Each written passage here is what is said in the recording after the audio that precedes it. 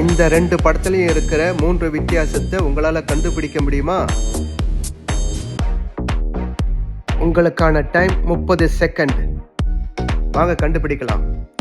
Your time start now.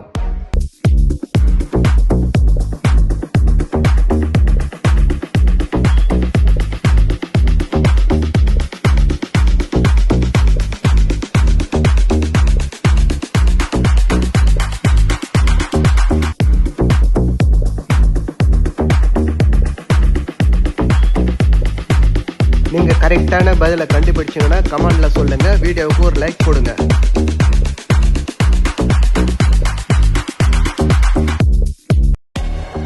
இது கரெக்டான answer. நீங்கள் எத்தனை பேர் கரெக்டான ஆன்சரை கண்டுபிடிச்சிங்க?